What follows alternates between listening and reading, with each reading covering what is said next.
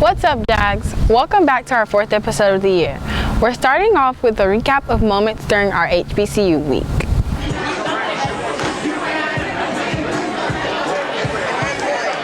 On the last week of February, Cedar Shoals High School's very own college advisor, Ms. Aguilar, hosted an activity-filled HBCU week. HBCU Week encourages minority students to learn more about different historically black colleges and universities to apply to.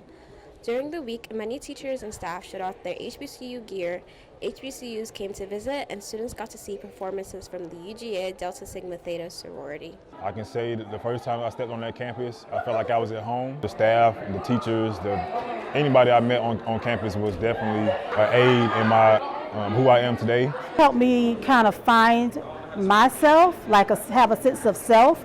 Being able to see professors that look like me, who were professors in the classroom teaching. Also, FAMU has students that come from over 70 different countries. So I met people from Africa, I met people from India, I met people from the West Indies. So it allowed me to have that cultural experience that you probably wouldn't get in another institution. I'm Brandon Knuckles, and I'm representing the unsinkable Albany State University. I had a great experience there. We had good times, good programs, great education, and I got to meet outstanding people. Many students found the week enlightening and found that many of their stereotypes about HBCUs debunked. Having fellow counselors and teachers informing students about HBCUs was a great help. On HBCU Week Day 3, Cedar alumni like Tyreek Dunn provided a lot of insight on how he came from a JAG to a RAM, which students found very helpful. Advice I would say for students going to HBCUs would be to take pride in what's something that was made for you, especially our black and brown people. These colleges and universities were made specifically for you, and they hold a lot of traditions. They hold a lot of history, our history. They hold a lot of pride. They hold a lot of joy, and most of all, it's family oriented. Even though there are many hundreds of HBCUs around the country, they're all bonded together by family, by one common denominator, and that's HBCUs. They have so many different clubs and activities on the campus that I wish I had taken advantage of all the different opportunities that are available. So if I had it all to do again, I probably would get involved in student government, probably join the gospel choir, just get more involved in all the things that they have to offer there. So that's something that I would encourage other students to do when they go to HBCUs or any college for that matter, but to just get involved in some of the things that they have to offer because they have a wide variety of resources and clubs and activities to get involved in. Are you interested in an HBCU? It's never too late to apply.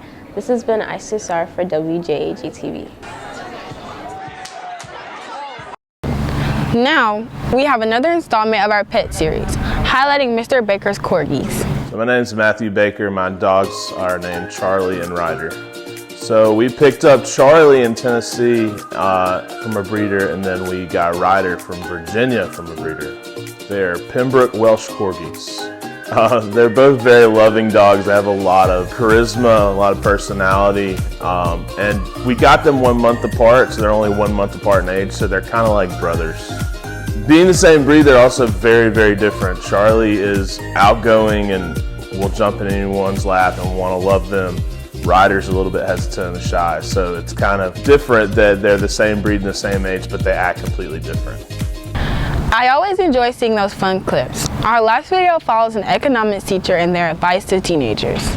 During high school, students begin to work their first jobs and get their first paychecks, filling them with a sense of financial freedom they've never felt before.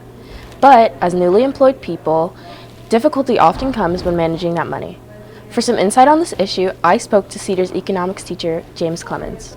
I think experience has been the biggest reason why I'm able to help the students. No one taught me anything how to handle finances. I did everything wrong. I learned what I did wrong, and I've since then learned what I should have done, and I'm now trying to pass that information on to the students. Clemence's advice focused mainly on investing and saving, something that he believes should be done as young as possible for the best outcome in the future.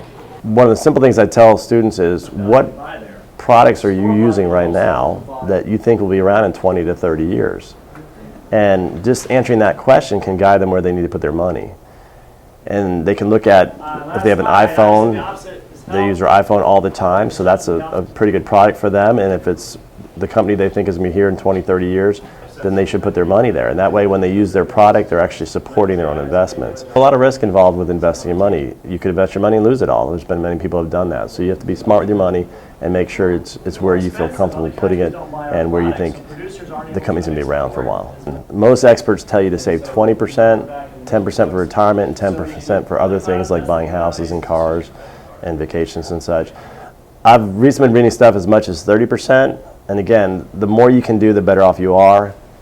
And so 20% would be a good starting point, but if you could save half your paycheck and live on the other half and invest it, you will never have to worry about money. And time is the biggest factor teenagers have that people my age don't. I don't have that much time left to invest my money. The key is saving early and taking advantage of time. So let's say you can only save money for the next 1 or 2 years and you can't save anymore, you live paycheck to paycheck. Just that 2 years of saving and you invest that money will still grow to be a big amount. But the great thing about the internet is you can actually open your own investing account and start investing yourself and not pay somebody to do something that you can do for yourself. Next school year, Georgia's 11th and 12th graders will be required to take a financial literacy class. This law will give people a better understanding of financing outside of high school. This has been Sabrina Adams with WJAG TV. That's all we have for today. Thanks for watching. This has been Maria Penn, WJAG TV.